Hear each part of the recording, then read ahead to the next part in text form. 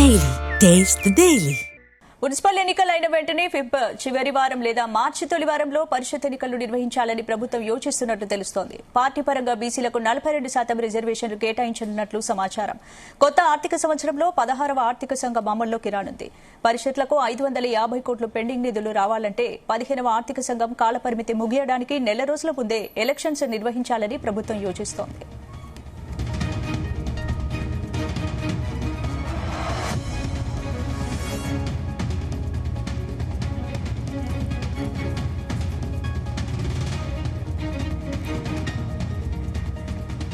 Municipal ఎన్నికలైన వెంటనే ఫిబ్రవరి చివరి వారం లేదా మార్చి తొలి వారంలో పరిషత్ ఎన్నికలను నిర్వహించాలని ప్రభుత్వం యోచిస్తున్నట్టు తెలుస్తోంది. పార్టీ పరంగా బీసీలకు 42% రిజర్వేషన్లు కేటాయించనున్నట్లు సమాచారం.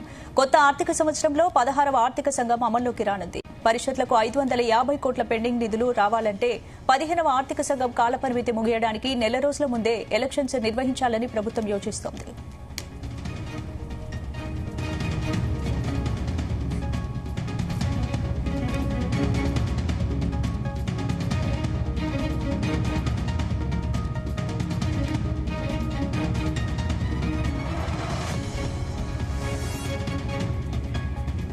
ఇందుకు సంబంధించి పూర్తి అప్డేట్స్ మా ప్రతినిధి వంశీ అందిస్తారు. వంశీ, స్పందన అటు మున్సిపల్ ఎన్నికలకు పరిషత్ ఎన్నికలకు ఎలక్షన్ కమిషన్ ఏర్పాట్లు చేస్తుందనేది కూడా చెప్పాలి. దీనికి సంబంధించిన నిర్వహణకు సంబంధించిన ఏర్పాట్లు చేయాలనేది కూడా ఇప్పటికే రాష్ట్ర ప్రభుత్వం ఆదేశాలు ఇచ్చినటువంటి సందర్భం కూడా మనకు అనిపిస్తోంది.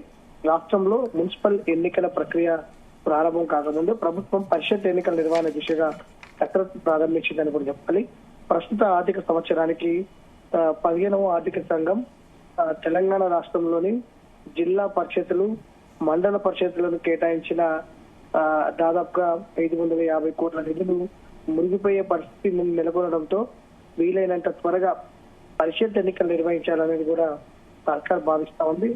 మున్సిపల్ ఎన్నికల నిర్వహణ ప్రక్రియ జనవరి చివరి వారంలో మొదలై ఫిబ్రవరి 2-3 వారాల్లో ముగియనున్నట్లు కూడా ఇప్పటికే వార్తలు వచ్చినటువంటి సంగతి తెలిసిందే. దీంతో మున్సిపల్ ఎన్నికలు ముగియగానే ఫిబ్రవరి నెలలోనే పరిషత్ ఎన్నికల షెడ్యూల్ను విడుదల చేసి అదే నెలాఖరు లేదా మార్చి మొదటి వారంలో ప్రక్రియ ముగించేందుకు కసరత్తు జరుగుతున్నట్లు కూడా సమాచారం అందుతుంది. వాస్తవానికి పరిషత్తులు, పంచాయతీలు, మున్సిపాలిటీలు, పాలక మండల పదవీ కాలం ఏడాదిన్నర కిందటే ముగిసింది. అయితే స్థానిక సంస్థల ఎన్నికల్లో బీసీలకు 42% రిజర్వేషన్లు అమలు చేయాలన్న ఉద్దేశంతో ప్రభుత్వం ఎన్నికలను వాయిదా వేస్తూ వచ్చింది. కానీ 15వ ఆర్థిక సంఘం ద్వారా ప్రస్తుత ఆర్థిక సంవత్సరంలో పంచాయతీలు, జిల్లా పరిషత్తులు, మండల పరిషత్తులకు 3,000 కోట్ల మేర నిధులు రావాల్సి ఉంది.